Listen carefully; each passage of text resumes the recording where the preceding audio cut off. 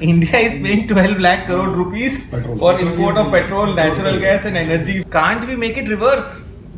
उल्टा कर दो ना कि हम 12 लाख करोड़ का एनर्जी उनको एक्सपोर्ट करें। देखो पहले तो मैं समझता था कि ऑयल एंड नेचुरल गैस यहाँ पे ज्यादा था तो हमें इंपोर्ट करना पड़ता था, लेकिन अब तो टेक्नोलॉजी आ गई है, हाइड्रोजन एनर्जी की आ गई है, सोलर की टेक्नोलॉजी आ गई है, तो ये कौन करेगा? ये पावर इंजीनियर्स और पावर सेक्टर ही करेगा। तो एज अ लॉयर अगर हम इनको सपोर्ट कर सकते हैं रेवोल्यूशन के लिए, एनर्जी रेवोल्यूशन के लिए, so India faster it will become a developed country. तो इनका रोल तो ठीक है। Let us come two questions actually, ठीक है? तो हम लोग जनरली जो नॉर्मल क्वेश्चंस पूछे जाते हैं वो डिस्कस कर रहे हैं। ईयर का क्वेश्चन तो हमने डिस्कस कर लिया, फिर इंटर स्टेट और इंट्रा स्टेट का भी डिस्कस कर लिया। भाई इंट्रा स्टेट की कोई भी बात होगी with in the state, intra वो आप हमेशा देखा करो, इंटर स्टेट जब लिखा होता है कई बार कंफ्यूजन होता है। आप जल्दी में ना उसको पढ़ लेते हो इंटर स्टेट, इंट्रा को भी इंटर स्टेट पढ़ लेते हो आप, लेकिन इंट्रा स्टेट और इंटर स्टेट में डिफरेंस होता है। वो आप दो बार, जब भी इंटर स्टेट कहीं लिखा हो तो उसको दो बार पढ़ो तो पता चल जाएगा। अगर इंट्रा स्टेट लिखा है तो मतलब विद इन द स्टेट की बात कर रहा है वो, और इंटर स्टेट मतलब 2 एंड मोर स्टेट्स की बात कर रहा है। तो उसके हिसाब से आपका आंसर होना चाहिए क्लियर कि CERC है कि SCRC है, ठीक है? फंक्शंस ऑफ CEA भी हमने डिस्कस कर लिया। हम एक आर्बिट्रेशन थोड़ा सा डिस्कस कर लें। जुरिडिक्शन का पॉइंट सर आपने बीच में छोड़ दिया, वो जुरिडिक्शन का आप उसके बाद फिर हम हमारी जो वार्तालाप है कहीं और चला गया था एक्चुअली। हाँ। तो जुरिडिक्शन तो आप रुक गए थे, ये सब आपने बता दिया था कि भाई ट्रांसमिशन में क्या क्या होना चाहिए, CRC DRC, distribution state with in, और ये सब कुछ, ट्रेडिंग, इलेक्ट्रिसिटी ऑफ सप्लाई, ये सब कुछ बता दिया। नहीं, जुरिसडिक्शन किसका? Jurisdiction state electricity. सो अगर जुरिसडिक्शन की, अगर पावर की लाइसेंसिंग की बात करें तो लाइसेंसिंग में जनरेशन डी लाइसेंस है तो क्लियर है। अगर कोई भी ऐसी क्वेरी कभी भी आती है कि लाइसेंस, तो आप बोलो कि डी लाइसेंस है। ट्रांसमिशन में ये क्लियर है कि अगर इंटर स्टेट ट्रांसमिशन है तो जुरिसडिक्शन बनेगा CERC का। इंट्रा स्टेट है SCRC का। फिर उसके बाद डिस्ट्रीब्यूशन में सिर्फ SCRC का बनेगा। ऐसा ही समझ लो, डिस्ट्रीब्यूशन और सप्लाई तो अभी एक ही चल रहा है, कंबाइंड लाइसेंस मिलता है। तो डिस्ट्रीब्यूशन और सप्लाई का state electricity regulatory commission. Central government amendment कोशिश कर रही है करने का, लेकिन अभी तक हुआ नहीं है वो अमेंडमेंट। जब होगा तब अपन जाएंगे नई चीज पे। उसके बाद ट्रेडिंग ऑफ इलेक्ट्रिसिटी का, तो सप्लाई और डिस्ट्रीब्यूशन का सेम है। ट्रेडिंग ऑफ इलेक्ट्रिसिटी में सेम कॉन्सेप्ट है जो ट्रांसमिशन में, T से ट्रांसमिशन, T से ट्रेडिंग, TT। इसमें इंट्रा स्टेट है तो SCRC का, स्टेट इलेक्ट्रिसिटी रेगुलेटरी कमीशन का। इंटर स्टेट है तो सेंट्रल इलेक्ट्रिसिटी रेगुलेटरी कमीशन का। तो जुरिसडिक्शन हमारा क्लियर हो गया। और ये जुरिसडिक्शन का कॉन्सेप्ट कुछ ना कुछ तो सब जगह पूछा जाता है, और वो कॉन्सेप्चुअलाइज करना बहुत जरूरी है फ्यूचर के लिए भी। तो 5 में से हमने रेगुलेटरी, फिर उसके बाद क्रिमिनल, फिर सिविल, फिर कॉन्ट्रैक्ट एनफोर्समेंट। कॉन्ट्रैक्ट एनफोर्समेंट नहीं कर रहे हैं ना हमने, और regulatory, criminal, consumer, civil and contract enforcement, 5, ठीक है? सबसे पहले रेगुलेटरी डिस्प्यूट रेजोल्यूशन हमने समझ लिया कि रेगुलेटरी डिस्प्यूट में सबसे फर्स्ट लेवल पे आते हैं इंडिपेंडेंट रेगुलेटरी कमीशन। अगर कोई independent regulatory commission word use करता है देन 3, CERC, SCRC, JERC। तो कोई अगर बोलता है कि what are independent regulatory commission 1 2 3 4, तो ऑल ऑफ द अबव, और कुछ मिस आउट हो जाता है और एक ही का नाम है तो जो है वो right, that will be the right. CERC, SCRC and JERC, ठीक है? तो रेगुलेटरी हो गया। क्रिमिनल में हमने अभी बेसिक डिस्कस किया था कि AT&C लॉसेस। अब criminal dispute resolution AT&C losses से रिलेटेड है। Aggregate, technical and commercial losses में क्या आते हैं वो हमने डिस्कस किया था, लेकिन इसका स्कीम ऑफ थिंग्स क्या है? सबसे फर्स्ट लेवल पे every state will create special court, and special court are criminal court. They will be governed by criminal procedure code, and decision will be taken as to whether a person is guilty और not. इसमें जो है strict liability, strict का principle लगाया जाता है, मतलब mains रिया, acts रिया दोनों को अप्लाई करना है आपका। मेंटल एलिमेंट था कि नहीं था बंदे का थेफ्ट का, एंड फिजिकल एलिमेंट है कि नहीं है। बट उस फिजिकल एलिमेंट को थेफ्ट ऑफ इलेक्ट्रिसिटी केस में डाइल्यूट करा गया है, so that if anything is confiscated then it will be presumed that physical उसका mental intention को dilute करा गया है. अगर कोई चीज confiscate हो रही है तो it will be presumed कि intention है. The consumer has to say कि intention है कि नहीं है. ठीक है. Appeal will go to high court. Criminal matters जैसे चलते हैं, अगर एफआईआर क्वेश्चनिंग भी करवानी है किसी को तो हाई कोर्ट जाना पड़ेगा, फिर सुप्रीम कोर्ट. जो क्रिमिनल प्रोसीजर कोड होता है वैसे होता है. अब अपन आते हैं सिविल में. सिविल का भी तो 126 तो अपन ने डिस्कस किया था ना, अनऑथराइज्ड यूज ऑफ इलेक्ट्रिसिटी. जी. So 126 unauthorised use of electricity हमने डिस्कस किया था. उसमें ये भी डिस्कस किया था कि अपील जाएगी अपेलेट अथॉरिटी. ठीक है. तो appellate authority and appellate tribunal of electricity are very different actually. Appellate authority is a civil institution जहाँ पे अपील असेसिंग ऑफिसर से बाद में अपील जाती है. जो हमने हीरो हीरोइंस की बात करी थी, जो इश्यूज आते हैं उनके, अगर थेफ्ट का इशू आएगा तो 99% चांस है उसने असेसमेंट का ऑर्डर दिया होगा, 1% चांस है थेफ्ट का दिया होगा. So there are 3 words which are important. First is authorized use of electricity. Second is unauthorized use of electricity, and third is dishonest use of electricity. अब authorized use of electricity section 56 में cover होती है. So authorized use of electricity होती है कि आपने बिजली का कनेक्शन लिया हुआ है, आपने बिजली का बिल नहीं पे करा, तो क्या करेगी सेक्शन 56 में डिस्कॉम जाएगी, बिजली काट देगी. आपके अगेंस्ट कोई क्रिमिनल सिविल कोई चार्जेस नहीं रहेंगे, क्योंकि आप ऑथराइज्ड कनेक्शन है आपके पास, आपने बिजली पेमेंट नहीं कर पाए किसी रीजन से, आप फॉरेन गए हुए हैं, कोई और इशू है, तो 56 में काट दो. नॉन पेमेंट है. हाँ. Second is unauthorised use of electricity. Unauthorised use of electricity को हमने डिफाइन कर दिया था, वो कवर होता है 226 में. 226 में सबसे पहले प्रोविजनल असेसमेंट, और 99% केसेस यही होते हैं unauthorised use of electricity. 126 sorry, 226 तो रेट है भाई, सही बोल रहे आप बता दिया. तो 126 में अनऑथराइज्ड यूज ऑफ इलेक्ट्रिसिटी का जब आपके पास प्रोविजनल नोटिस आता है फर्स्ट स्टेज में, आप उसमें ऑब्जेक्शंस फाइल कर सकते हैं. फाइनल 1 महीने में कंपलसरी होता है उसका फाइनल असेसमेंट ऑर्डर देने का. अपील उसके बाद कर सकते हैं अपेलेट अथॉरिटी पे. Appellate authority is the final authority for decision making. अब हम आते हैं कॉन्ट्रैक्ट एनफोर्समेंट. सर एक डीए रह गया सर, डिसऑनेस्ट वाला. डिसऑनेस्ट वाला आउट ऑफ सिलेबस. ओके. पढ़ना है डीए डी. बिल्कुल नहीं. Okay alright. तो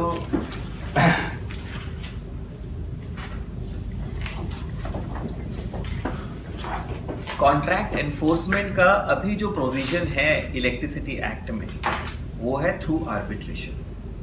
ठीक है. सो इलेक्ट्रिसिटी एक्ट में there are sections. Section 86F जो एम्पावर करता है central electricity regulatory commission and state electricity. आप सिर्फ 3 सेक्शंस हैं जहां पे आर्बिट्रेशन की बात हुई है. एक ओवर आर्चिंग सेक्शन है section 158 which provides for arbitration, resolution of dispute through arbitration in case of power purchase agreement. ठीक है. 2 और सेक्शंस हैं जहां पे रेगुलेटरी कमीशंस को एम्पावरमेंट है. सो सेंट्रल इलेक्ट्रिसिटी रेगुलेटरी कमीशन को जो एम्पावरमेंट है वो सेक्शन 79F में है, और स्टेट इलेक्ट्रिसिटी रेगुलेटरी कमीशन और जॉइंट इलेक्ट्रिसिटी रेगुलेटरी कमीशन को जो एम्पावरमेंट है वो सेक्शन 86F में है. तो सिर्फ 3 सेक्शंस हैं इलेक्ट्रिसिटी एक्ट के जो आर्बिट्रेशन की बात करते हैं. अब इसमें सीईआरसी में कौन सा सर? सीईआरसी में 79F और 86 एसईआरसी में 86F. सर सेक्शन 158 है पावर परचेज एग्रीमेंट के अगेंस्ट में यदि तीनों पावर परचेज के एग्रीमेंट. आर्बिट्रेशन सेक्शन 158 आर्बिट्रेशन के बारे में कि आर्बिट्रेशन पावर सेक्टर में फुल्ली एप्लीकेबल है फॉर डिस्प्यूट रेजोल्यूशन. ठीक है सर. 86F एसईआरसी में बस इतने 3 सेक्शन. अब इसमें इशू क्या है, जो 86F और 79F में जो लिखा है वो मैं पढ़ रहा हूँ. सो आप समझ लेना. इंडिपेंडेंट रेगुलेटरी कमीशन मतलब SERC CERC will adjudicate upon dispute between licensees and generating companies and to refer any dispute for arbitration. Section 158 में प्रोवाइड कर दिया कि arbitration is fully valid in power sector for enforcement of contracts, ये clear कर दिया, ठीक है। Secondly SCRC और CERC को पावर्स देने के लिए 2 सेक्शंस और बना दिए कि भैया उनके फंक्शंस है, फंक्शंस में लिख दिया कि आप खुद डिस्प्यूट रिजॉल्व कर सकते हो या आप रेफर कर सकते हो आर्बिट्रल ट्राइब्यूनल को अगर उनके पावर परचेज एग्रीमेंट में या कॉन्ट्रैक्ट में प्रोविजन है, ठीक है। लेकिन इसमें वर्ड क्या है, adjudicate upon dispute between licensees and generating company and to refer any dispute for arbitration. ये वर्ड एंड जो है ना, ये कंफ्यूजन बहुत ज्यादा क्रिएट करता है। और ये किस लिए क्रिएट करता है कि how is it possible that state electricity regulatory commission is resolving the dispute, adjudicating the dispute and refer, या तो रेफर कर दे आर्बिट्रल ट्राइब्यूनल को या खुद डिसाइड कर ले। एंड हमेशा डिस्कशन का टॉपिक रहता है ये एंड, ठीक है। अब ये एंड हम थोड़ी देर में डिस्कस करेंगे समझने के लिए कि ये एंड क्यों आया और क्यों इंपॉर्टेंट था और क्या इश्यू है उस लाइन एंड को लेके। अब गुजरात ऊर्जा विकास निगम का SR पावर के साथ पावर परचेज एग्रीमेंट को डिस्प्यूट था। सो गुजरात ऊर्जा विकास निगम ने यही section 158 plus read with section 86F एक फाइल कर ली application Gujarat electricity regulatory commission में, telling them to appoint a arbitral tribunal to decide the dispute with respect to power purchase agreement. जब ये पेटिशन फाइल करेगी Gujarat electricity regulatory commission में, simultaneously SR power filed a petition before high court, Gujarat high court, telling them that Gujarat electricity regulatory commission does not have jurisdiction under arbitration act, and under arbitration act it is only and only the high court which has the power, and Gujarat regulatory commission cannot usurp the powers of high court. High courts are power will supersede the powers of, and obviously arbitration act will supersede electricity act. Gujarat high court said ki correct and accepted the view of SR power and gave decision and orders accordingly. Gujarat Urja Vikas Nigam ने उस order, high court के order को challenge करा Supreme Court of India में, and then Supreme Court gave its detail judgement and to division bench. So division bench क्या होती है? दो चेंबर जज, सही है। चेंबर जज क्या होता है? वन। अच्छा, फुल बेंच, तीन। Very nice. सो क्लियर हो गया, आपको कल डिस्कस किया था। चेंबर जज अकेला, डिवीजन बेंच 2, फुल बेंच 3। जब एक्ट का इंटरप्रिटेशन तो फुल बेंच, और कॉन्स्टिट्यूशन का इंटरप्रिटेशन तो 5 कॉन्स्टिट्यूशनल बेंच, ठीक है।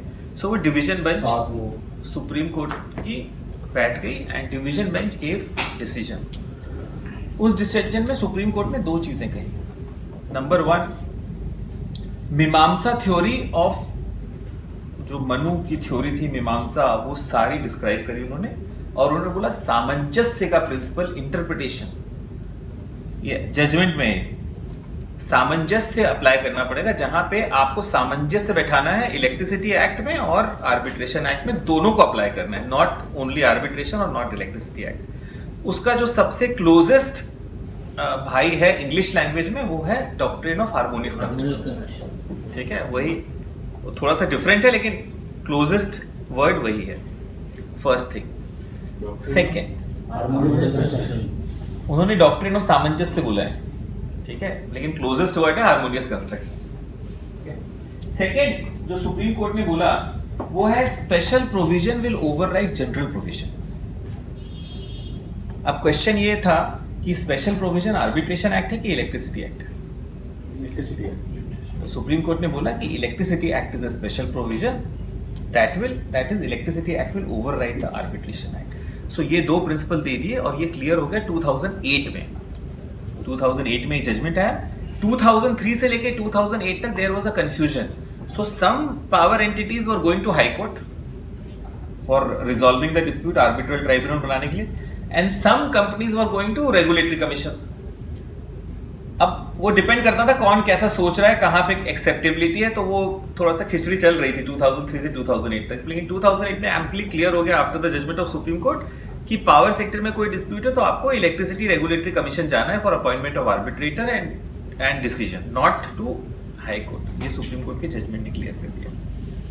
पर इसमें एक इशू रह जाता था, और वो इशू ये रह जाता था कि आर्बिट्रल ट्राइब्यूनल तो स्टेट इलेक्ट्रिसिटी रेगुलेटरी कमीशन ने बना दिया और एडजुडिकेट भी कर दिया, ठीक है। अब डिसीजन जो होगा आर्बिट्रल ट्राइब्यूनल का, अपॉइंटमेंट हो गया, डिसीजन, वो डिसीजन चैलेंज कहाँ होगा? वो क्या सेक्शन 34 का जो चैलेंज है वो हाई कोर्ट में चैलेंज होगा, या रेगुलेटरी कमीशन में चैलेंज होगा, या एप्टल में चैलेंज होगा?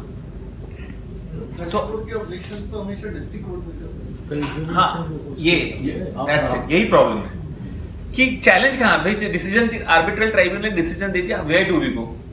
हाई कोर्ट जाए, डिस्ट्रिक्ट कोर्ट जाए, या किस जगह पे जाए? ये चैलेंज आया। सो एक और केस सुप्रीम कोर्ट के सामने आया, विच is called PPN Tamil Nadu generating company versus PPN power limited. इसमें यही इशू था। सो 2014 में सुप्रीम कोर्ट ने इसमें जजमेंट दिया, और 2014 में इस जजमेंट में पीपीएन पावर के जजमेंट ने सुप्रीम कोर्ट कहा best authority to adjudicate will be appellate tribunal of electricity. So reference review, so जो decision of arbitral tribunal is considered to be decision of state electricity regulatory commission, ठीक है। And as a review or appeal, you can file it before the appellate tribunal of electricity. So you need not go to the high court for the matter and dispute of enforcement of power purchase agreement or any other agreement with respect to power sector, अगर arbitration की बात हुई है, ठीक है। तो एप्टल ये Supreme court ने क्लियर कर दिया। पर राजस्थान में एक अनोखा नया इशू आया, और वो नया इशू ये था कि Hindustan zinc was an open access consumer of Ajmer Vidyut Vitran Nigam Limited. So Hindustan Zinc had some dispute with respect to power purchase agreement with Ajmer Vidyut Vitran Nigam Limited, और भी issues थे उनके। तो they went to Rajasthan High Court and filed a petition for appointment of Section 11 की application कि भाई arbitrator appoint कर दो। And High Court went ahead in appointing the arbitrator, but Ajmer Vidyut Vitran Nigam Limited challenged it before the Honorable Supreme Court, telling कि Rajasthan high court के पास ये powers नहीं है। क्यों की पावर्स नहीं है? क्योंकि गुजरात ऊर्जा विकास निगम में जजमेंट दिया है सुप्रीम कोर्ट ने 2018 में, एंड 2014 में उसको रिकन्फर्म कर दिया। एक और जजमेंट दे दिया है with respect to PPN power में तमिलनाडु में, जिसमें रिफर्म कर दिया कि एप्टल पे जाएगी। मतलब दोनों कंफर्मिंग जजमेंट्स हैं एक्चुअली डिवीजन बेंच के। अब जब ये डिवीजन बेंच के पास आया मैटर, तो डिवीजन बेंच ने इस मैटर को वापस कर दिया चीफ जस्टिस के पास सुप्रीम कोर्ट के, टेलिंग देम कि 2 कॉन्करेंट जजमेंट है इस इशू में, and if it has to be reconsidered then create a bigger bench. Division bench. So Ajmer Vidyut Vitran Nigam limited और एसआर पावर में डिवीजन बेंच थी जिन्होंने जजमेंट दिया। फिर PPN power state of Tamil Nadu versus Tamil Nadu generating company versus PPN power 2014 में division bench थी, उन्होंने भी सेम जजमेंट दिया बट दूसरा एस्पेक्ट देखा उसका। तो डिवीजन बेंच ने ले लिया कि हम डिवीजन बेंच के पुराना जजमेंट चेंज नहीं कर रहे, हम उसमें एक क्लेरिफिकेशन और दे रहे हैं, ठीक है। अब थर्ड टाइम जब हिंदुस्तान जिंक का मैटर आया, Hindustan zinc versus Ajmer Vidyut Vitran Nigam limited, Rajasthan का मैटर आया जब सुप्रीम कोर्ट के पास, तो डिवीजन बेंच ने ये मैटर वापस कर दिया चीफ जस्टिस को, telling them that 2 concurrent judgments are there. If you want us to reconsider, then create a full bench, 3 judge bench.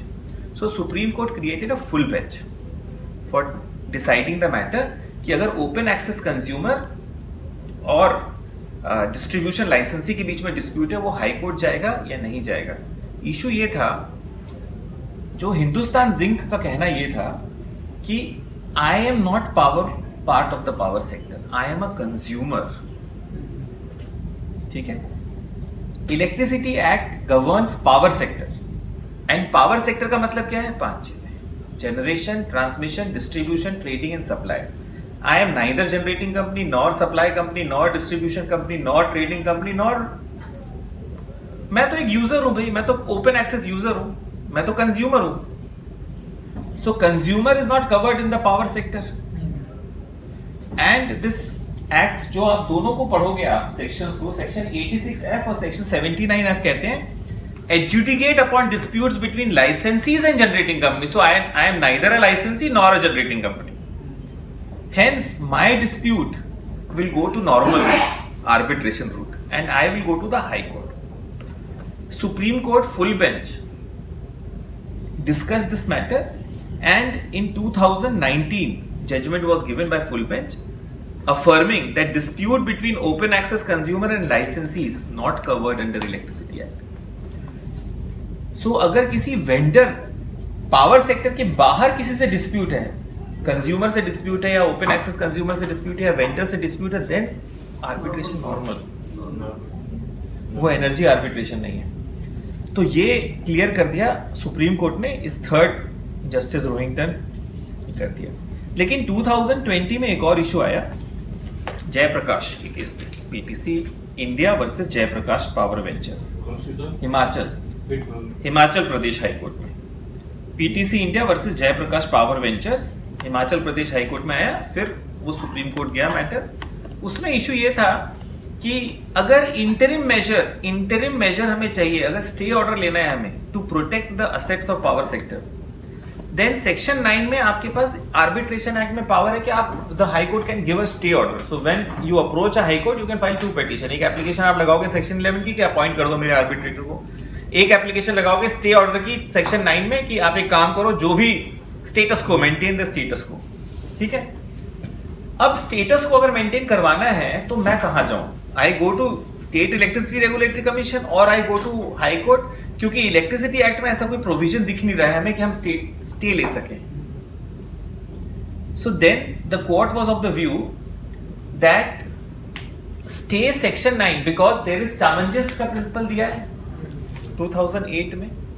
सो उस सामंजस्य के प्रिंसिपल का मतलब ये कि आर्बिट्रेशन एक्ट और electricity act both are applicable, harmonious construction.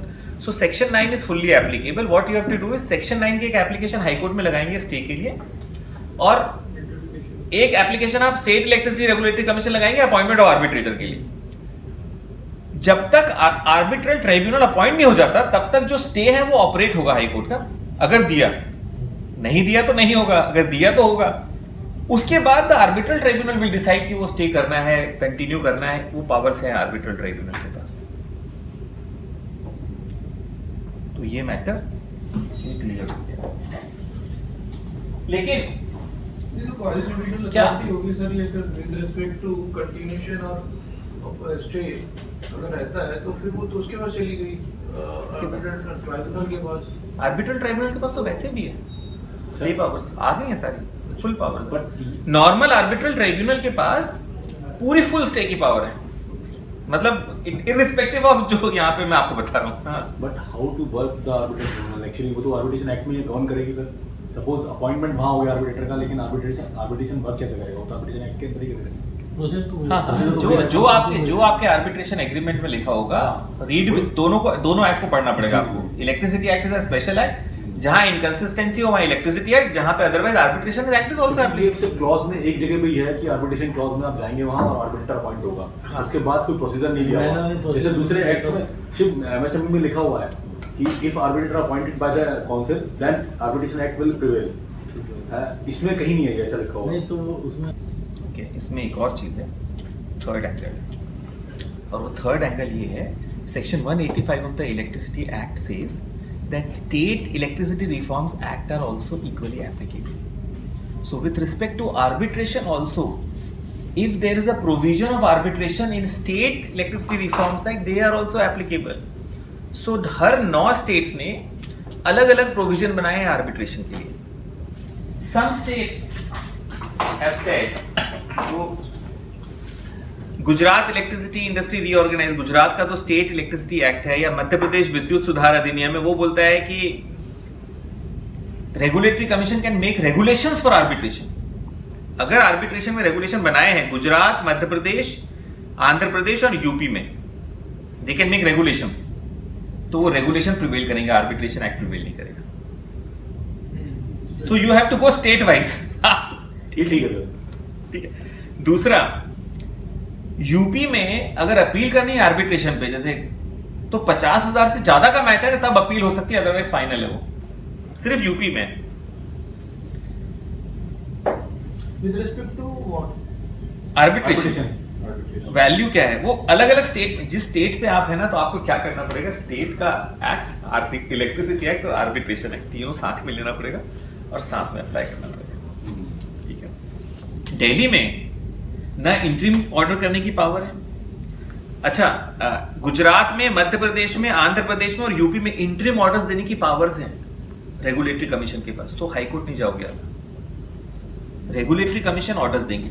बाकी स्टेट्स में आप जाओगे सेक्शन 9 में हाई कोर्ट इंटरिम ऑर्डर के लिए। दिल्ली में इंटरिम ऑर्डर की पावर नहीं, तो दिल्ली में आप है तो हाई कोर्ट जाओगे आप। और तो इस तरह से आपको देखना पड़ेगा कि रिस्पेक्टिव एक्ट को भी देख लो, मतलब ऐसा कि किस एक्ट में क्या पावर है, उस हिसाब से आपको आर्बिट्रेशन क्लॉज। अब इशू एक और आया, क्योंकि इंटरनेशनल इन्वेस्टमेंट बहुत हो रहा है। तो पावर सेक्टर में अगर इंटरनेशनल इन्वेस्टमेंट है, इन दैट केस क्या इंटरनेशनल आर्बिट्रल ट्राइब्यूनल और इंटरनेशनल जो ये एप्लीकेबल है कि नहीं है इंडिया के पावर सेक्टर के लिए, that matter has not come up before Supreme Court. पर वो आया था कर्नाटका हाई कोर्ट 2009 में, Hassan thermal power versus Karnataka, state of Karnataka. उसमें हाई कोर्ट ऑफ कर्नाटका ने कहा है कि इंटरनेशनल आर्बिट्रेशन और UNCITRAL system of law is fully applicable for power sector also. Alright, और एक इन्वेस्टमेंट था इंडिया का, pioneer gas power plant limited PGPL 388 megawatt का है। कोरिया की पीएसयू, जो कोरिया का डिस्कॉम है, उसने इंडिया में इन्वेस्टमेंट करा था, गैस बेस्ड पावर प्लांट लगाया था। ठीक है, इसको कॉपको बोलते हैं। And this Korean western power company कॉपको, KOWOEPO, इसमें पावर प्लांट लगाया, लेकिन इंडिया की गवर्नमेंट ने गैस सप्लाई नहीं कर पाई उसको, जैसे बवाना में हो रहा है ना सेम। तो देयर वाज ट्रिमेंडस लॉस। तो इन्होंने सियाक में केस फाइल कर दिया है, अभी की बात है, अभी केस चल रहा है अभी, सिंगापुर इंटरनेशनल आर्बिट्रेशन सेंटर ने अगेंस्ट गवर्नमेंट ऑफ इंडिया। ये जो इंटरनेशनल ट्रीटीज, सो इंडिया और कोरिया के बीच में इंटरनेशनल ट्रीटी है, दो ट्रीटीज है। One is bilateral investment treaty, जिसका नाम है Korean bilateral investment treaty BIT, और दूसरा है comprehensive economic partnership treaty 2016। Bilateral treaty 2009 की है, और FTA comprehensive free trade agreement जिसको बोलते हैं, कॉम्प्रिहेंसिव इकोनॉमिक पार्टनरशिप ट्रीटी 2016। सो 400 मिलियन के डैमेजेस, ये नया केस आने वाला है। जैसे आपने ये वाले उसमें सर हमने दिया था पैसा काफी सारा ना, अभी 2 केसेस हुए ना। नहीं, डबल वाला जो सर बॉम्बे वाला केस था, जिसमें जो आप कल परसों बता रहे थे, उसमें भी इंटरनेशनल आर्बिट्रेशन ने डिसाइड किया ना इंडिया के खिलाफ ही। हाँ, टेक उसमें पैसे हमने दिए थे और NTPC ने एक्वायर कर लिया था। लेकिन आज भी वो सर वर्किंग वाला तो है नहीं शायद, आई थिंक सो। नहीं चल रहा है, उसका नाम चेंज हो गया। अच्छा, प्रगति पावर लिमिटेड कुछ नाम हो गया उसका। अच्छा चल रहा है, बहुत नुकसान हुआ है इंडियन गवर्नमेंट को। हाँ, बहुत नुकसान हुआ है। अब इसमें भी कुछ ना कुछ होने वाला है, let us see what happens. There is a difference actually. अब इशू ये है कि एंड का क्या मतलब है, इसको हम इसमें वर्ड्स लिखे हैं, adjudicate upon dispute between licensees and generating company and to refer any dispute for arbitration. तो सारी जगह पे, सारे कोर्ट्स में, लीगल फ्रेटर्निटी में ये डिस्कस होता है। ये एंड गलती से लिख गया है इलेक्ट्रिसिटी एक्ट में, इट शुड बी और, ठीक है, बट ये गलती से नहीं लिखा गया, ये करेक्ट है एक्चुअली। जब 2001-2 में डिस्कशन हो रहा था, सो सर भी थे और हम लोग भी अवेलेबल थे डिस्कशन में, तब ये एंड लिखने का जो पर्पस था वो क्लियर है। और जब भी कहीं हम जाएं तो हम उनको बता दें एंड इसलिए लिखा हुआ है। इसमें क्वेश्चन ये उठा था कि can arbitral tribunal decide regulatory matters. उसमें दूसरे वे से आप सोचिए, क्या arbitral tribunal criminal matters decide कर सकता है? मर्डर, रेप या abduction, it is a commercial matters it can decide कि भाई कितना पैसा किसको देना है, क्या देनदारी, क्या लेनदारी, बस दैट्स इट। आर्बिट्रल ट्राइब्यूनल का काम ये है। Similarly arbitral tribunal can also not decide regulatory matters. So ये एंड लिखने का पर्पस ये था to adjudicate upon dispute between licensee and generating company. So let us assume tariffs से कोई रिलेटेड है इशू या रेगुलेटरी इशू है, तो regulatory commission regulatory issue decide करेगी, और जो कमर्शियल इशू है वो आर्बिट्रल ट्राइब्यूनल को दे देगी। और अगर रेगुलेटरी कमीशन को लगता है कि पूरा ही कमर्शियल इशू है तो सीधे रेफर कर देगी। इसलिए वर्ड ये एंड लिखा हुआ है। लेकिन टैरिफ तो सर प्योरली कमर्शियल है। पर टैरिफ आर्बिट्रल ट्राइब्यूनल डिसाइड नहीं, रेगुलेटरी है। दो अलग अलग एस्पेक्ट्स हैं भाई। अगर टैरिफ डिटरमाइन करा है 5 रुपए 50 पैसे सो एंड सो, अब आर्बिट्रल ट्राइब्यूनल ये नहीं बोल रहा नहीं आपका टैरिफ तो 4 रुपए, it's not arbitral, it is a regulatory matter which only regulator can do. इसलिए मैंने एग्जांपल, क्योंकि इसमें कंफ्यूजन हो सकता है, इसलिए मैंने एग्जांपल क्रिमिनल लॉ का दिया कि क्राइम है उसमें you can not outsource it to a private party. Sir फिर अदरवाइज आल्सो जो आर्बिट्रेशन है that is issue related to the contract, some Contracts, right. समझ गया। ठीक है, सो कौन सा सेक्शन था सर? ये तो पता नहीं है। लेकिन ये आज से भरना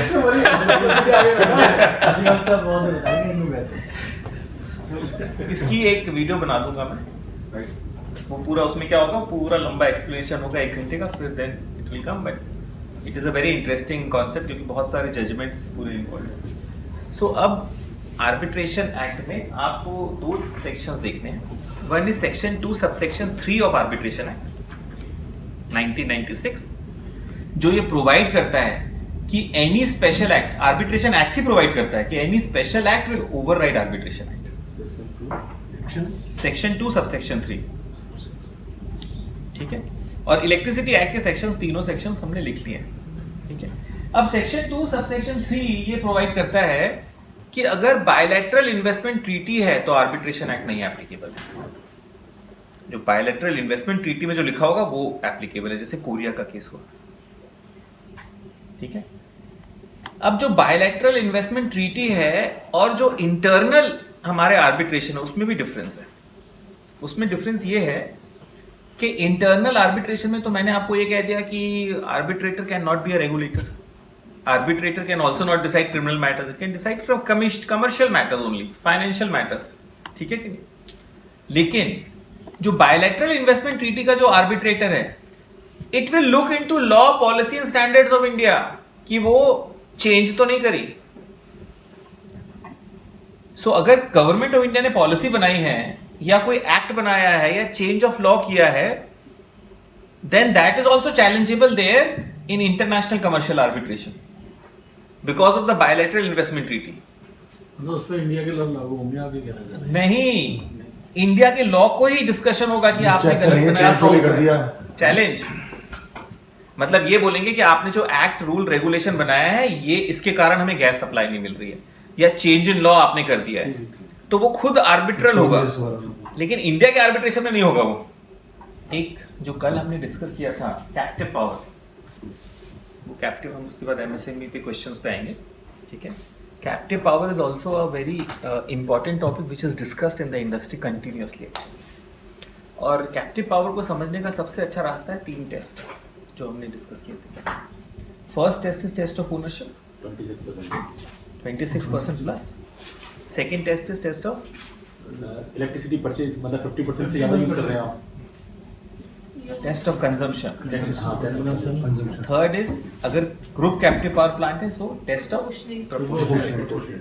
ये 3 टेस्ट से किसी भी तरह का क्वेश्चन है, your concept is clear, you can answer it. तो सिंपल यही पूछा जाता है कि कैप्टिव पावर प्लांट के भाई कितनी ओनरशिप होनी चाहिए, या तो ये क्लियर हो जाएगा, या ये होगा कि कितना यूज होना चाहिए, कैप्टिव यूजर को यूज करना है। और उल्टा भी सवाल हो जाता है कौन सा नहीं एप्लीकेबल होगा, तो कुछ थर्ड चीज लिख दी जाएगी और बोलेंगे कि नहीं एप्लीकेबल होगा। सो this is one frequently asked, and क्योंकि इंडस्ट्री से बड़ा कनेक्टेड है कैप्टिव पावर प्लांट, तो ये डिस्कशन में भी ज्यादा आता है एक्चुअली। उसके बाद एक चीज और, जो functions of regional load dispatch centre, state load dispatch centre, national load dispatch centre ही काफी डिस्कस होते हैं क्योंकि दे आर सेमी रेगुलेटर्स। और लोड डिस्पैच सेंटर से तो वैसे भी पाला पड़ता है कि 15 मिनट्स की आपको रिपोर्ट्स हमेशा भेजनी पड़ती है कि how much power you are injecting to the grid, how much power you are withdrawing from the grid. So this is a regular affair where any generating company और जो भी कंजम्पशन एंटिटीज हैं वो एक फिगर देती रहती हैं, connected रहती हैं, ठीक है। आरएलडीसी, एसएलडीसी सर, और तीसरा एनएलडीसी, नेशनल लोड डिस्पैच सेंटर। तो इनके फंक्शंस क्या हैं, तो वो फंक्शंस समझना बहुत ज़रूरी है।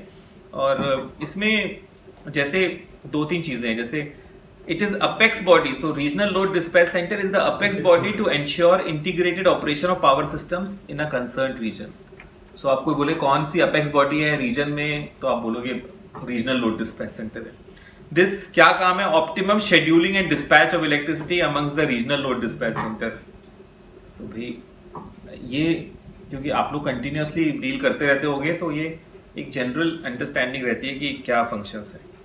उसके बाद ये भी इशू आता है कि भाई एप्टेल को कौन, अपीलेट ट्राइब्यूनल ऑफ इलेक्ट्रिसिटी को कौन अपॉइंट करेगा, या सीईआरसी को कौन अपॉइंट करेगा, या एसईआरसी को कौन अपॉइंट करेगा। तो ये क्लियर होना चाहिए, स्टेट गवर्नमेंट करेगी कि सेंट्रल गवर्नमेंट करेगी। तो आप अगर नेशनल लेवल की बात कर रहे हो सीईआरसी की, तो इट इज क्लियर कि CERC mean central government, SERC mean state government, और एप्टेल का भी आपको क्लियर होना चाहिए सेंट्रल गवर्नमेंट, जब because it is looking after entire India. So जो regulatory ecosystem of power business है उसको आप करीब 4 पार्ट में डिवाइड कर सकते हो: government, regulators, semi regulators, coordination and facilitating agencies. Sir क्या बोला था? Second government, government, regulators, semi regulators and coordination and facilitation agencies, और कई बार फिफ्थ हम ऐड कर देते हैं funding institutions. Coordination and facilities, coordination and facilitation agencies and funding institutions. अगर इकोसिस्टम की बात करोगे तो ये सारे पूरा ये पावर सेक्टर बीच में जो मैंने बताया 5, और ये इकोसिस्टम में 5 चीजें हैं, ठीक है। It is the ecosystem which with in that ecosystem the power sector works. So अब हम देख लेते हैं कि इकोसिस्टम इंडिया में क्या है। अब सेंट्रल लेवल और स्टेट लेवल में, सेंट्रल लेवल में आप एक तरफ से देखो कि एक होगा आपका ministry of new and renewable energy and ministry of power. Government का मतलब क्या है? गवर्नमेंट का मतलब एलोकेशन ऑफ बिजनेस रूल्स में कुछ पावर्स असाइन करें कि कौन क्या क्या काम करेगा। सो ministry of new and renewable, ministry of power, third is department of energy, department of atomic energy, and fourth is ministry of जल शक्ति, और कई बार मिनिस्ट्री ऑफ कोल और ministry of petroleum and natural gas. ये सारे आ जाते हैं for government, और कुछ एक्सेप्शनल केस में ministry of environment and forest. तो कितने हुए? 1 2 3 4 5 6 7 मिनिस्ट्रीज होंगी, 2 डायरेक्ट एंड 5 इनडायरेक्ट, ठीक है। इकोसिस्टम का फर्स्ट पार्ट गवर्नमेंट हमने कर लिया। सेकेंड पार्ट है रेगुलेटर। रेगुलेटर में 3 चीजें आ गई, CRC, SCRC, DRC, परफेक्ट।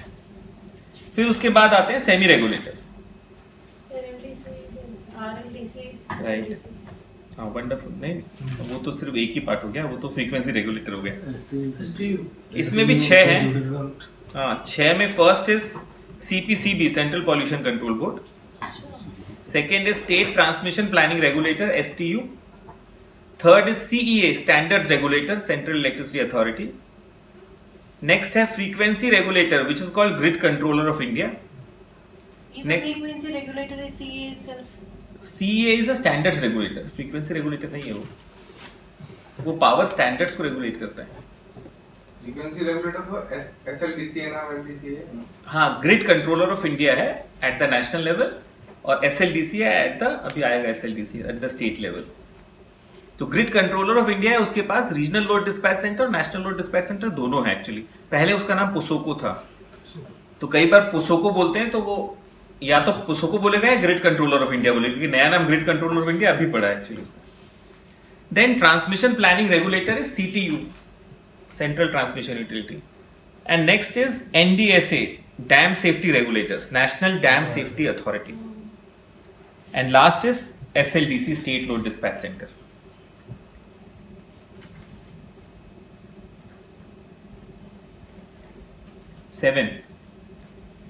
सो 7 है सेमी रेगुलेटर्स।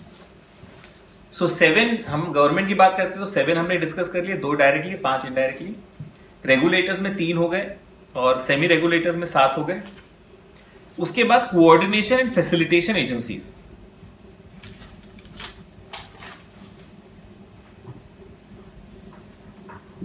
सात है coordination and facilitation agencies. First is central water commission, उसके बाद है power exchanges, total 3 power exchanges हैं। नेक्स्ट है forum of regulators, Power exchanges. Third Third is forum of regulators.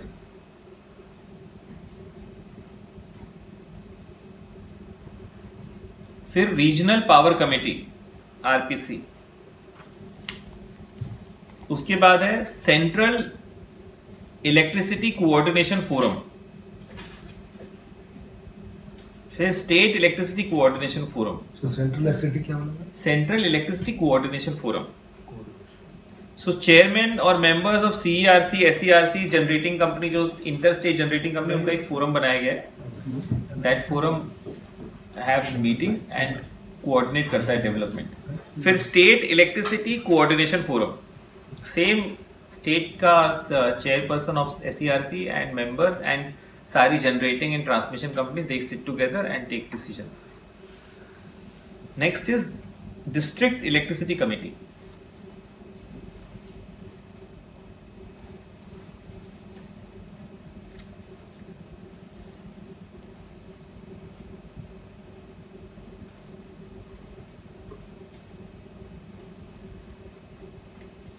पांच funding agencies which are direct funding agencies for power sector. एक है अब funding institution, PFC होगा तो PFC. Power finance corporation, REC. Rural electrification corporation, और PFS PTC financial services. PTC financial services, PFS. IREDA, IREDA Indian renewable energy development agency, IREDA. और फिर SECI, solar energy corporation of India. ये viability gap funding करती है. Solar energy corporation of India.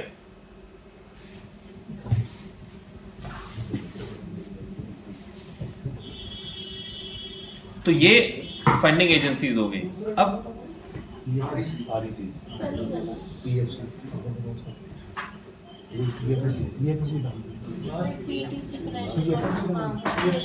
PFC PTC financial corporation of India, SECI solar energy corporation of India.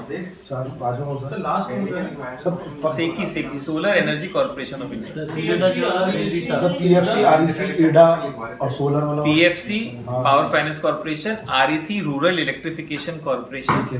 Third is PFS PTC financial services limited.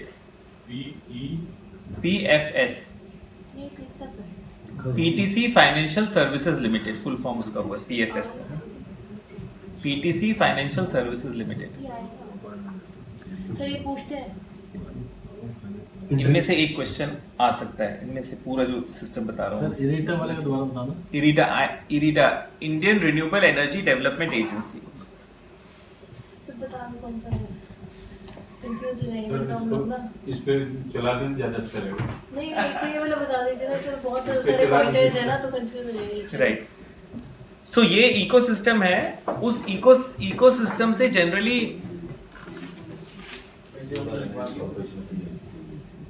ये पूछा जाता है कि कौन funding agency है. अच्छा तो आपके पास आएगा कि भाई इरिडा PFC, तो आपको पता होगा अच्छा इरिडा फंडिंग एजेंसी है, मतलब Indian renewable energy development agency. क्या काम करती है? फंडिंग करती है. नाम उसका इरिडा है, कुछ आपको लगेगा कोई डिफरेंट. आईआर जो मैंने Correct. बहुत जगह देखी है. हाँ, तो मैक्सिमम जो फंडिंग है रिन्यूएबल एनर्जी में, इनफैक्ट 70,000 करोड़ से ज्यादा funding IREDA has done tremendous perfect work in power sector.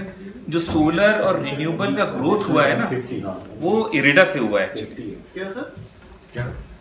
Solar energy का ग्रोथ जो है, IREDA has played a very very important role. So power finance corporation has played important role for basic power sector development like discoms and generating company and distribution, इन सारी companies के लिए.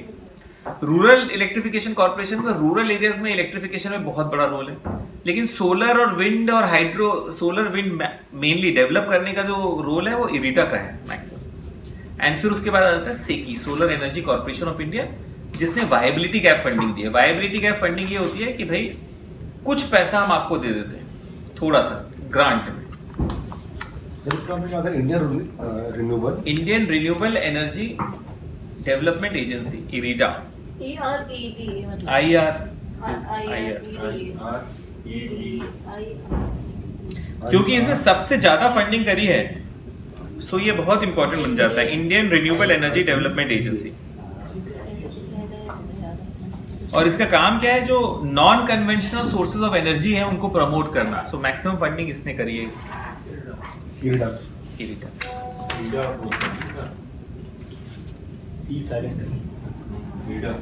अब last कल हमने ये भी डिस्कस किया था कि theft of electricity is also a very important topic, क्योंकि सब घर घर से कनेक्टेड है थेफ्ट ऑफ इलेक्ट्रिसिटी। अब थेफ्ट ऑफ इलेक्ट्रिसिटी से अगर हमें क्वेश्चन भी बनाना है तो हम क्या बनाएंगे कि कौन से सेक्शन में है, तो हम बोलेंगे भाई सेक्शन 135 या 134। सो सेक्शंस जो थेफ्ट ऑफ इलेक्ट्रिसिटी में कवर है 135, 136, 137, 138, 138, 140, 4-5 सेक्शन हो गए, प्लस 150 अबेटमेंट ऑफ थेफ्ट। सो जब चार्जेस लगाए जाते हैं तो 135 से 140 प्लस 150 लगाया जाता है, because 150 is abetment of any of the offences. तो किसी ने अगर हेल्प करी है थेफ्ट में, हो सकता है वो डायरेक्टली इन्वॉल्व नहीं हो, तो कोई इलेक्ट्रिशियन है, वो इलेक्ट्रिशियन ने आपके घर में आके कुछ काम कर दिया, तो आपके अगेंस्ट तो चार्जेस लग रहे हैं, लेकिन अबेटमेंट लगा करके उस इलेक्ट्रिशियन को भी आप अंदर लपेटे में नहीं रखते हो, ठीक है, दैट इज द वर्ड। सो इस तरह के थेफ्ट में ऑथराइज, अनऑथराइज और ये मेंटल एलिमेंट भी जो है वो इंपॉर्टेंट हो जाता है। लोड डिस्पैच सेंटर के फंक्शंस जो हमने डिस्कस करे, स्टेट लोड, एक तो state load dispatch centre, national load dispatch centre, regional load dispatch centre के फंक्शंस आप देख लेना क्या है, और फंक्शंस ऑलमोस्ट सिमिलर हैं, बस डिफरेंस ये हो जाता है कि कुछ में जैसे अगर नेशनल लोड डिस्पैच सेंटर की बात करें तो suddenly coordination between 5 regional load dispatch centre एक ऐड हो जाता है, बाकी शेड्यूलिंग एंड डिस्पैचिंग तो कॉमन फंक्शन है सब में, ठीक है, ठीक है। और ईयर्स का हमने डिस्कस कर लिया, सारे ईयर्स आप लोगों ने लिख लिए हैं। तो ईयर्स का एक हिस्टोरिकल पर्सपेक्टिव, एक चीज आप देखो, जो अगर कल का अगर आपने पूरा फॉलो करा होगा मेरा लेक्चर, तो उस लेक्चर में उस तरह की अंडरस्टैंडिंग पर्सपेक्टिव आ जाता है आपको कि you will go in the right direction. एक मेंटल फिगर होता है ना आपका कि अच्छा ये सही होगा, वो आप अपने आप ही कर लोगे, क्योंकि you are from the power sector actually. So years हमने कल डिस्कस कर लिए थे सारे के सारे, आज कर रहे हैं ना? आज भी करें। अमेंडमेंट चल रही है। नहीं कल हिस्ट्री बताई थी मैंने, जनरेशन से लेकर 1910 में डी लाइसेंस था जनरेशन, 1910, 1948 कैसे हुआ, 93, हाँ पूरा सो हिस्ट्री सीए 1948 में आया था। हाँ राइट, हाँ वो हिस्ट्री बताई थी, वही तो बोल रहा हूँ, आपको मेंटल आइडिया हो गया होगा ना, अगर आप बिल्कुल अटेंशन रहे होगे परसों के लेक्चर में, ठीक है। फिर उसके बाद एक चीज और भी होती है, रिफ्रेश कर लेंगे क्योंकि टेंशन तो रहता है, लेकिन still थोड़ा सा एक बार हिस्ट्री कर लेंगे। 1910 में जो हुआ था, आप शार्प आप कर लोगे, कोई इशू नहीं है। मेरे लेक्चर अब वो क्या होता है, जब when you see the question, आप जब इंटरव्यू पूछता है या एमसीक्यू आप देखते हो तो आपको याद आ जाता है कि सर ने ये बताया था, आपके माइंड में होता है सबकॉन्शियस। जो मैंने लेक्चर दिया है परसों का ना, ये सब आपके सबकॉन्शियस माइंड लाइफ टाइम रहेगा, आप वर्ड वरी करो। और लेकिन एक छोटा सा काम अगर आप कर लो, 5 बजे 5 मिनट का, हर दिन 5 बजे एक लेक्चर रिलीज होता है मेरा 5 मिनट का, बस वो हर दिन आप 5 बजे चाहे अपने आपस में, तो आपकी बाद में भी तो रह सकता है लेक्चर। नहीं मैं फ्यूचर की बात कर रहा हूँ। नहीं जैसे 5 बजे आपने लॉन्च किया, हाँ, तो वही कभी भी देख सकते हो, हाँ कभी भी देख सकते हो। बट ये वो उस डेट पे होना चाहिए, पता लग जाता सर अभी 5 बजे सर आज 5 बजे पेपर आएगा सर आज। अच्छा, आज 5 बजे भी इम्पोर्टेंट है, आप देख लेना सर पेपर आना वो भी वही है, अनऑथराइज यूज वाला है। अच्छा 5:05 पर हर दिन आप लाइव रहते हैं। देखिए आप लोगों के आपस में कितने भी डिफरेंसेस हो, 5 बजे बैठ के अपना एक बार 5 मिनट सर हमें की पढ़ाई डिफरेंस करें। है सर कोई डिफरेंस नहीं, आज शाम को 5 बजे सर पेपर आ जाएगा, हम तो कोई डिफरेंस नहीं हमारे सर डिफरेंस कहाँ दिख रहा है? ये साल पेंडिंग सर दूर बैठे उससे फर्क नहीं पड़ता।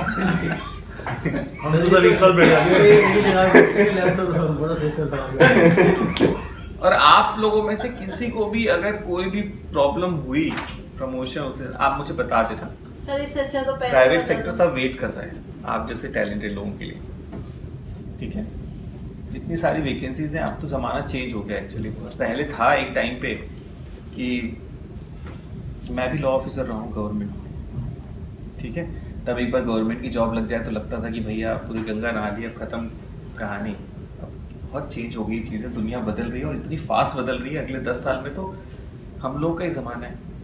What is the target? अगर मुझसे कोई पूछता है कि सर आप क्या करते हो, आपका टारगेट क्या है, आपकी फर्म का टारगेट क्या है, ट्रांस इंडिया लॉ एसोसिएट्स का, तो मैं कहता हूँ 3 चीजें target. 1 is to make power companies bankable, risk free. Second objective is to make it risk free. Third objective is to make the power company transaction ready. अब क्या मतलब है इसका? First objective to make the power companies bankable का मतलब ये है कि जो ड्यू डिलिजेंस रिपोर्ट है लैंड एक्विजिशन है, आप वो जो ड्यू डिलिजेंस रिपोर्ट है उसी से उनको सारे पैसे, चाहे ये जो 5 कंपनीज बताई मैंने, पीएफसी, इरिटा, पीटीसी फाइनेंशियल, अगर कोई पावर कंपनी उनके पास जाती है सोलर की और बोलती है कि मुझे पैसे चाहिए, वो क्या बोलेंगे? आप जाइए ड्यू डिलिजेंस रिपोर्ट अपने लैंड की लेके आइए, मुझे मतलब नहीं सोलर पैनल आपने कौन से लगाए, क्योंकि वो सोलर पैनल में तो डिप्रिसिएशन हो रहा है. ये लैंड ही है जो सबसे इंपॉर्टेंट है. और लैंड की वैल्यू कौन देगा? लैंड की वैल्यू कौन बनाएगा? एक लॉयर बनाएगा. ड्यू डिलिजेंस हम करेंगे. First bankable. बाद में कोई रीसेल भी करता है तब भी वही ड्यू डिलिजेंस, फिर नई ड्यू डिलिजेंस करेंगे, सर्च रिपोर्ट बनाएंगे और bankable. Number 1. Number 2, risk free. Because of this electricity act there are so many regulatory institutions, so many compliances, so many semi regulators. जब हमने एक बार लिस्ट बनाई कि डिस्कॉम में कितने कंप्लायंसेस करने, तो 750 कंप्लायंसेस करने हैं डिस्कॉम में, रेगुलेटरी कंप्लायंसेस. एक भी कंप्लायंस मिस है तो ऑडिट रिपोर्ट में लिखना पड़ता है कि मिस है. कौन करेगा कंप्लायंसेस? बताएगा कौन? लॉयर बताएगा, हमारा काम है. थर्ड है ट्रांजैक्शन रेडी. अब जमाना ये आ गया है कि सरकार भी अपने पास पावर प्रोजेक्ट नहीं रखना चाहती. वो बोलते हैं हम ट्रांजैक्शन करके किसी को हैंड ओवर करते हैं भाई. और कोई नया प्राइवेट पार्टी होती है, कोई ज्यादा पैसे दे रहा है तो let me give it to him. So power project transaction ready कैसे होगा? अगर सारे कंप्लायंसेस कंप्लीट है, ड्यू डिलिजेंस कंप्लीट है, तो ट्रांजैक्शन रेडी. अदरवाइज वो ट्रांजैक्शन नहीं करेगा. कोई एक चीज बताइए, कोई खराब चीज को खरीदता है क्या? और अगर खरीदता भी है खराब चीज को तो पैसे कम देगा आपको. ठीक है. अब उस ट्रांजैक्शन में जितनी भी ड्यू डिलिजेंस, अब कंपनी की ड्यू डिलिजेंस होगी, लैंड की छोड़ो आप, फिर कंपनी की ड्यू डिलिजेंस होगी, फिर ट्रांजैक्शन डॉक्यूमेंट्स बनेंगे, फिर इवन ट्रांसफर स्कीम बनेगी. अगर चाहे गवर्नमेंट ही दे रही है पावर कंपनी, वो कौन करेगा काम? लॉयर. सबसे टेक्नोलॉजी पावर जनरेशन की अब स्टैंडर्डाइज हो गई है. इंजीनियर्स एक्सपर्ट हैं, वो अच्छा काम कर रहे हैं, लेकिन अब सोलर पैनल की टेक्नोलॉजी स्टैंडर्डाइज है. जब वो अपग्रेड होगी तो वो मैन्युफैक्चर बना के दे देगा मेरे को. इशू जो मेन आता है, जो रिस्क है, वो कहाँ है? लीगल में है रिस्क. लैंड एक्विजिशन में रिस्क है, ड्यू डिलिजेंस में रिस्क है, जिसकी वजह से बैंकेबल नहीं हो जाते सोलर प्रोजेक्ट. ट्रांजैक्शंस में रिस्क है, जो इश्यूज आते हैं. कंप्लायंसेस में रिस्क है कि कोई कंप्लायंस आपने छोड़ दिया है. सबसे ज्यादा वैल्यू अब किसकी होगी अगले 10 साल में? But then all of us have to put in efforts. Let us come back to important aspect कि किस तरह के क्वेश्चंस इंटरव्यू में पूछे जा सकते हैं लोगों से. और अब ऐसा है कि who shall be the chairperson of the selection committee for CERC appointment. अब DERC का चेयर सिलेक्शन कमिटी का तो आप लोगों ने बहुत पढ़ा होगा. तो CERC का अपॉइंटमेंट कैसे होता है वो आप एक बार पढ़ना, क्लॉज देखना, कौन कौन किस किस बंदे का रोल ज्यादा होता है इसमें. ठीक है. और इसमें ये देखना कि जो सिलेक्शन कमेटी होती है, जो अपीलेट ट्राइब्यूनल ऑफ इलेक्ट्रिसिटी को अपॉइंट करती है, उसमें कौन कौन से मेंबर्स होते हैं. ठीक है. ऑलराइट. सो नेक्स्ट जनरली है, क्योंकि जैसे कॉन्स्टिट्यूशन पे आए तो कॉन्स्टिट्यूशन में कुछ राइट्स बड़े बेसिक राइट्स हैं. जैसे right to life is a basic right, right to equality is a basic right. We can invoke these rights everywhere. So अगर इलेक्ट्रिक्यूशन का मैटर हो रहा है तो हम क्या करते हैं? हम राइट टू लाइफ इन्वोक करते हैं. बोलता है मेरा हस्बैंड जो है earning member, sole earning member था, और नेशनल ह्यूमन राइट्स पहुंच जाते हैं कमीशन में, और राइट टू लाइफ इन्वोक करते हैं. नेशनल ह्यूमन राइट्स कमीशन में जो गवर्नमेंट की तरफ से या डिस्कॉम की तरफ से बंदा जाता है, ट्रांसमिशन कंपनी की तरफ से बंदा जाता है, बोलता है वो तो एक्ट ऑफ गॉड है. तो एक पर्सन था सत्यव्रत नारायण इन पटना. तो सत्यव्रत नारायण जब अपने घर के बाहर निकला तो पटना में फ्लडिंग होती है बारिश के टाइम में ज्यादा, मतलब पटना शहर भी भर जाता है, और वो स्टेप अप कर गया उसमें एक वायर पे, और इलेक्ट्रिक्यूशन में डेथ हो गई उसकी. तो उसकी वाइफ का छोटा सा बच्चा था 6 महीने का, वो वाइफ लेके आई नेशनल ह्यूमन राइट्स कमीशन उसने ये बोला कि sir my husband was the sole earner of the family, breadwinner. His right to life has been taken by the electricity department, and my right to life has also been taken क्योंकि वो मैं dependent हूँ. सो इसलिए हमें compensation मिलना चाहिए. तो national human rights commission ने नोटिस इशू कर दिया बिहार स्टेट इलेक्ट्रिसिटी बोर्ड को. उस समय बिहार स्टेट इलेक्ट्रिसिटी बोर्ड होता है, और बिहार स्टेट इलेक्ट्रिसिटी बोर्ड का ये कहना था कि sir it is act of God. ये हमने जानबूझ के नहीं करा, हमारा कोई इंटेंशन नहीं था कि फ्लडिंग आए या कुछ आए, और उस स्टॉर्म और एक्ट ऑफ गॉड की वजह से वो तारे टूट गई. And this is why, and there is no mistake from our side, there is no dereliction of duty. हमारा एनुअल मेंटेनेंस कंटिन्यूअसली जिस तरह से टाइम से होना था वैसे हुआ था. सुप्रीम कोर्ट का ये कहना था, sorry national human rights commission का ये कहना था कि इलेक्ट्रिसिटी पर से जो है वो स्ट्रिक्ट लाइबिलिटी के प्रिंसिपल में आती है. Doctrine of strict liability is applicable for electricity matters because it is a dangerous activity which you are doing. Hence doctrine of strict liability will be applicable and you have to pay compensation. Interim compensation 2 lakh आप immediately दे दो, and उसके बाद जो civil court में matter चल रहा है वो अब चलता रहेगा, और अगर उसमें जो भी डिसाइड होगा सिविल कोर्ट में मैटर में उसमें से 2 लाख एडजस्ट हो जाएंगे. This principle of doctrine of strict liability was followed in Upahar Cinema case also. So 3 crores का compensation दे दिया जो भी victims थे वहां पे उपहार सिनेमा में. तो दिल्ली विद्युत board was directed to pay 3 crore rupees to victims of उपहार cinema case, strict liability principle. So right to life, इसलिए इलेक्ट्रिसिटी एक्ट में इंपॉर्टेंट हो जाता है. तो जनरली राइट टू लाइफ भी डिस्कस किया जाता है कि राइट टू लाइफ कौन से आर्टिकल में है कॉन्स्टिट्यूशन के. तो यू शुड बी क्लियर कि 21 आर्टिकल. ठीक है. दूसरा आर्टिकल जो इंपॉर्टेंट हो जाता है, जो सबसे ज्यादा डिस्कस होता है, वो है राइट टू इक्वालिटी. कौन सा आर्टिकल है? 40. सो ये 2 प्रिंसिपल आर्टिकल्स है जो हमेशा डिस्कस होता है. राइट टू इक्वालिटी क्यों इंपॉर्टेंट हो जाता है? जनरली सर्विस मैटर्स में होता है कि भाई इसको प्रमोशन मिल गया, मुझे प्रमोशन नहीं मिला, या इसको, तो वो राइट टू इक्वालिटी का प्रिंसिपल हम इन्वोक बहुत वाइड सेंस में कर सकते हैं. तो ये दोनों आर्टिकल्स कई बार कंटिन्यूसली डिस्कस होते हैं.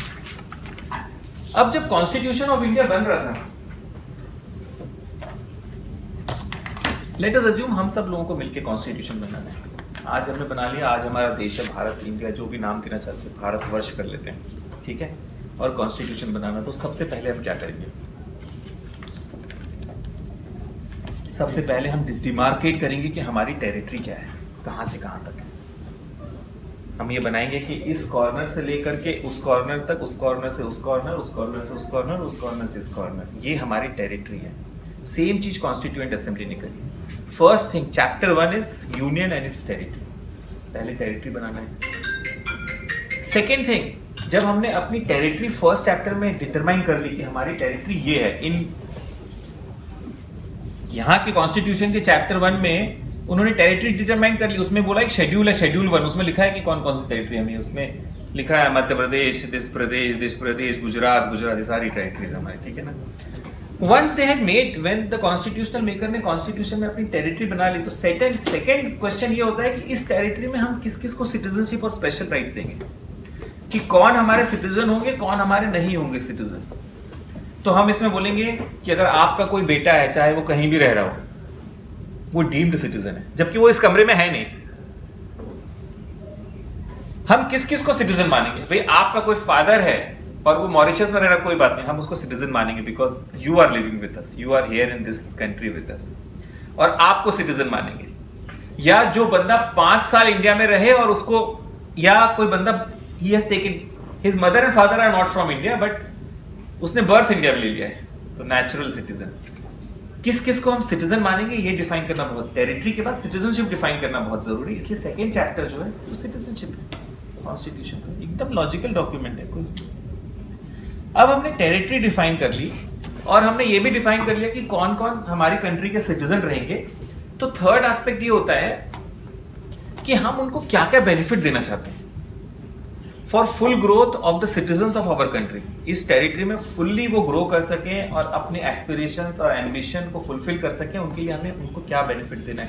तो हमने लंबी लिस्ट बना ली बेनिफिट्स की कि इनको घर भी देंगे, उनको रोटी भी देंगे, इनको मकान भी देंगे, उनको एम्प्लॉयमेंट भी देंगे, उनको पैसे भी देंगे, उनको सब कुछ देंगे। ये लिस्ट हमारे कॉन्स्टिट्यूएंट असेंबली ने भी बनाई, लेकिन एक प्रॉब्लम थी उसमें, एक चैलेंज था। और चैलेंज ये था कि हमारे पास फंड्स तो लिमिटेड है। हम सबका मन है कि हम सबको महल मिल जाए, ठीक है, और भी कुछ फैसिलिटीज मिल जाए, बट सरकार के पास या हमारी कंट्री के पास, जो हमने नई नई कंट्री बनाई है, उसमें फंड्स लिमिटेड है। तो हमने क्या करा, हमने उस जो राइट्स की जो लिस्ट बनाई उसको हमने 2 पार्ट्स में डिवाइड कर लिया। एक पार्ट में वो राइट्स रखे जो हम इमीडिएटली दे सकते हैं अपनी कंट्री को, और एक पार्ट में वो राइट्स लिखे जो हम बोलेंगे कि हम जब भारत देश बड़ा होता जाएगा और जैसे जैसे उसके पास फंड्स और रिसोर्सेज आते जाएंगे तो हम वो राइट्स देते जाएंगे। 2 पार्ट हो गए। थर्ड पार्ट जो हम इमीडिएटली दे रहे हैं उसका नाम था फंडामेंटल राइट।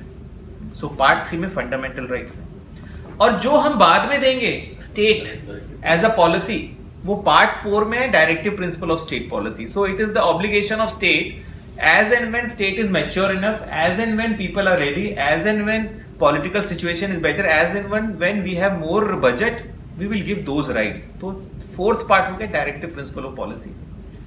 सो 3rd पार्ट राइट का है, 4th part directive principle of policy का है। उसको ये बोलते हैं हम लोग directive principles of state policy. Policy है ना ये।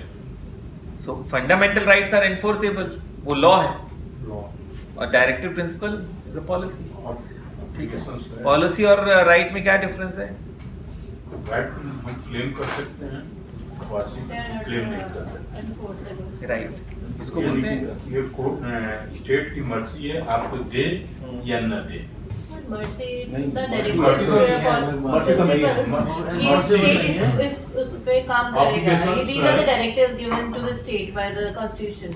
इस पर आप काम करोगे, इसको फॉलो करते हुए। बस तो क्वेश्चन यही बनता है कि भाई फंडामेंटल राइट क्या होते हैं, directive principle of state policy क्या होती है।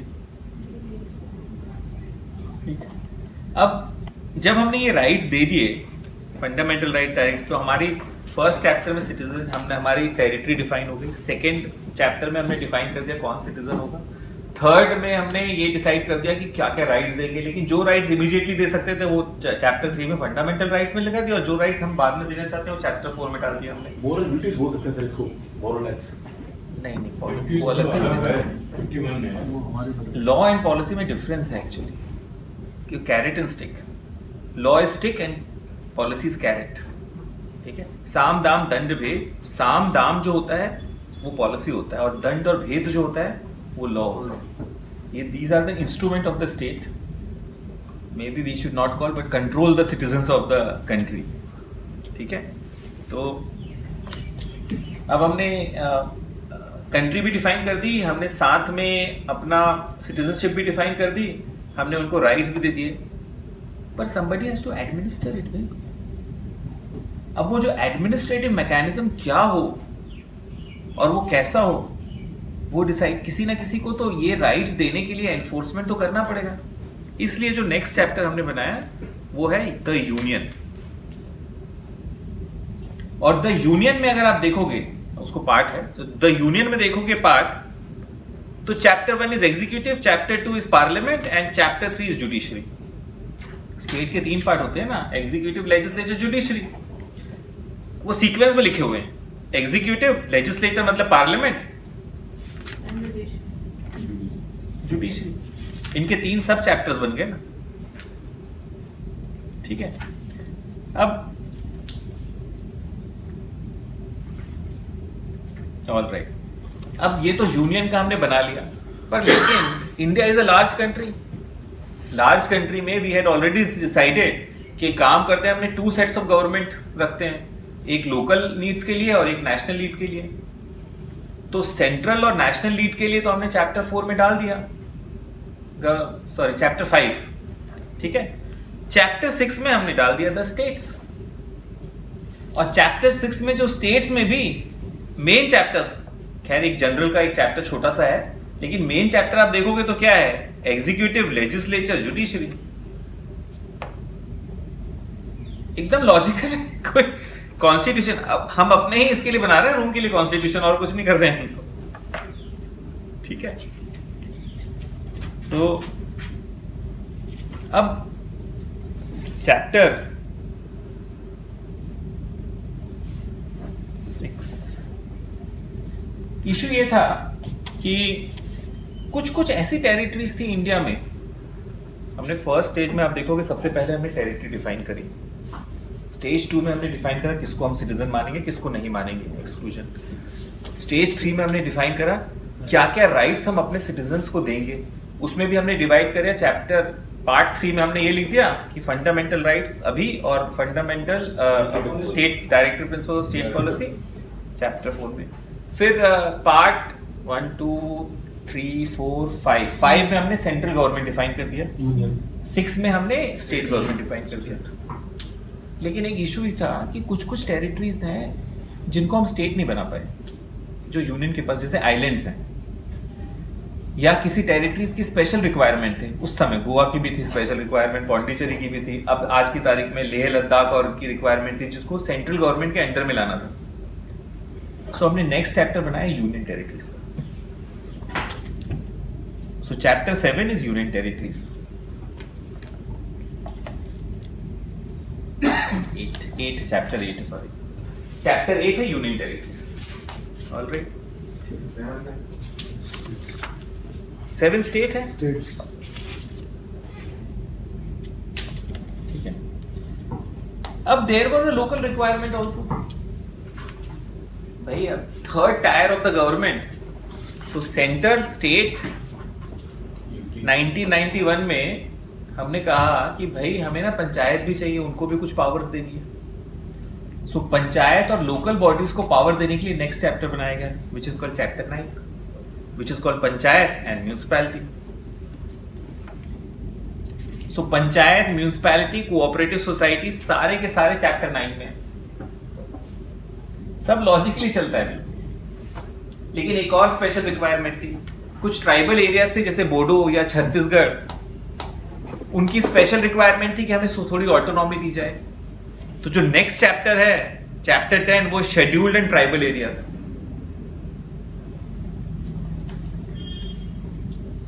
अब फर्स्ट स्टेज में हमने टेरिटरी बना दी, सेकेंड स्टेज में हमने सिटीजनशिप डिफाइन कर दी, थर्ड स्टेज में हमने उनके राइट्स डिफाइन कर दिए। थर्ड राइट्स डिफाइन करने में उस राइट्स को एनफोर्स करने के लिए हमने गवर्नमेंट का स्ट्रक्चर बना दिया, यूनियन गवर्नमेंट का, स्टेट गवर्नमेंट का, यूनियन टेरिटरीज का, लोकल बॉडीज का, शेड्यूल्ड एंड ट्राइबल एरियाज का, पूरा एडमिनिस्ट्रेशन सेट कर दिया। बट प्रॉब्लम ये थी उनमें बीच में रिलेशंस कैसे रहेंगे उनके, क्योंकि फेडरल है, 2 सेट्स ऑफ गवर्नमेंट हो गई ना। उस रिलेशन को हमने 11th चैप्टर में डिफाइन करा और उस चैप्टर का नाम है relation between the union and the states.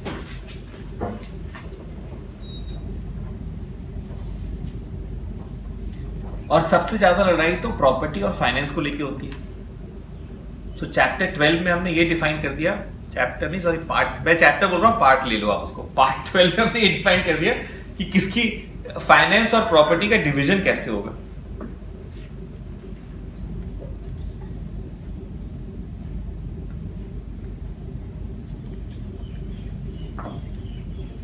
उसके बाद जब प्रॉपर्टी और फाइनेंस का हमने डिवीजन कर दिया, अब पूरे इंडिया को हमें इंटीग्रेटेड कंट्री रखना था। तो चैप्टर 13 में trade, commerce and intercourse with in the territory of India हमने डिफाइन कर दिया। Trade, commerce and intercourse with in the territory of India. So chapter 13 ये हो गया।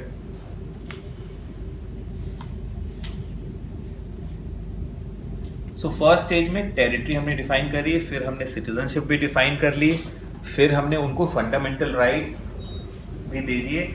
उन राइट्स को एनफोर्स करने के लिए हमें एडमिनिस्ट्रेशन चाहिए था, तो हमने एडमिनिस्ट्रेशन का स्ट्रक्चर यूनियन का, स्टेट का, यूनियन टेरिटरीज का, लोकल बॉडीज का और पंचायत का एडमिनिस्ट्रेशन बना दिया। फिर हमें लगा कि इनके बीच में डिफिकल्टी होगी, तो उनके रिलेशंस के लिए हमने फिर नेक्स्ट के पार्ट्स बनाए कि भाई relations between centre and state, finance between centre and state, trade and commerce between centre and state. पर चैलेंज ये है कि उनको मैन कौन करेगा, वो मैन पावर कहां से आएगी।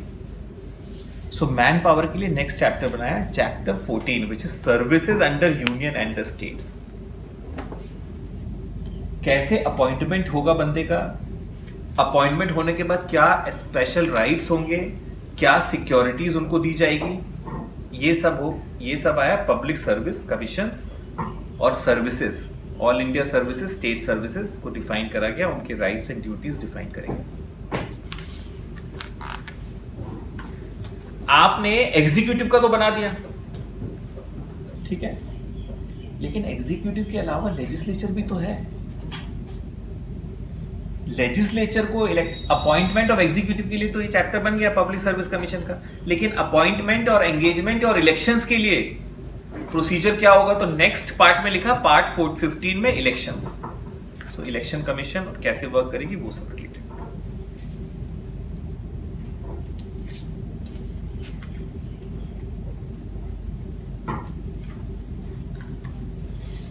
अब आपका पूरा स्टेट पूरा बन के तैयार हो गया है, कंप्लीट इन इट्स एंटायरिटी, ठीक है। अब आ जाएंगे सारे स्पेशल रिक्वायरमेंट्स। इंडिया के लिए क्या स्पेशल रिक्वायरमेंट है, टेरिटरी बना दिया फर्स्ट पार्ट में, सेकेंड पार्ट में क्या बनाया, सिटीजनशिप, थर्ड पार्ट में राइट्स, जो इमीडिएट राइट थर्ड पार्ट में और फ्यूचर राइट्स फोर्थ पार्ट में, फिफ्थ पार्ट में स्ट्रक्चर गवर्नमेंट का बनाया है, यूनियन, सिक्स्थ में आपका स्टेट, सेवेंथ में यूनियन टेरिटरी, एट्थ में म्यूनिसिपैलिटी, फिर 10th में स्पेशल ट्राइबल एरियाज, फिर उसके बाद उसका हमने ये बनाया है, क्या बोलते हैं, रिलेशंस। तो हमने पहले रिलेशन ये वाला सेंट्रल स्टेट रिलेशन डिफाइन कर दिया, फिर फाइनेंस के और प्रॉपर्टी के रिलेशन डिफाइन कर दिया, फिर हमने इंटरकोस्ट ट्रेड एंड कॉमर्स के रिलेशन डिफाइन कर दिए। उसके बाद हमें याद आया कि भाई ये एग्जीक्यूटिव के अपॉइंटमेंट्स कैसे होंगे, तो हमने पब्लिक सर्विस कमीशन बना दिया। उसके बाद हमें याद आया कि भाई लेजिस्लेचर में भी तो जिनको बैठाओगे उनके इलेक्शंस कैसे होंगे, तो इलेक्शंस का चैप्टर बना दिया। अब इसके बाद सारे स्पेशल प्रोविजन स्टार्ट होते हैं। सो फर्स्ट हमारे यहाँ बहुत सारी कैटेगरीज थी, जैसे शेड्यूल कास्ट, शेड्यूल ट्राइब, उनकी स्पेशल रिक्वायरमेंट्स थी एक्चुअली, ठीक है, और उनको इंटीग्रेट करना था सोसाइटी से। And this is one of the best parts of the constitution, special provisions relating to certain classes। कैसे उनको स्पेशल रिप्रेजेंटेशन, बहुत डिबेट होता है विथ रिस्पेक्ट टू रिजर्वेशंस, लेकिन this was one of the best things done in India actually, reservations, remember, ठीक है। This has protected the country from civil war, this has given representation to people who were non represented. हम लोग कई बार हमें feeling आती है कि हम लोग बहुत इंटेलिजेंट हैं, हमारी सीट्स ले ली, पर आप जब इन डेप्थ स्टडी करोगे कॉन्स्टिट्यूशन को, और जब आप स्टडी करोगे, समझोगे कि क्या बेसिस था और क्यों ये आया, तब आपको लगेगा इससे अच्छा कुछ नहीं हुआ है। आज आप जो पीस देख रहे हो, आज आप जो ट्रैंक्विलिटी देख रहे हो,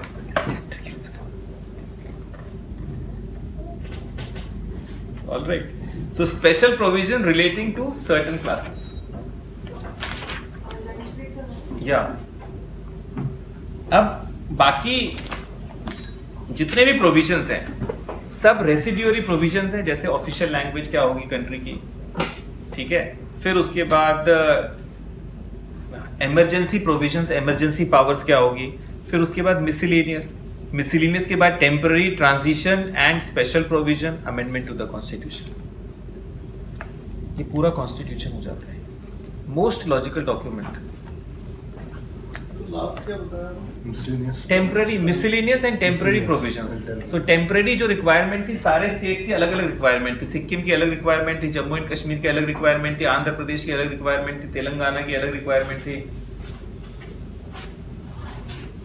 वो सब टेम्पररी प्रोविजंस में डालेंगे।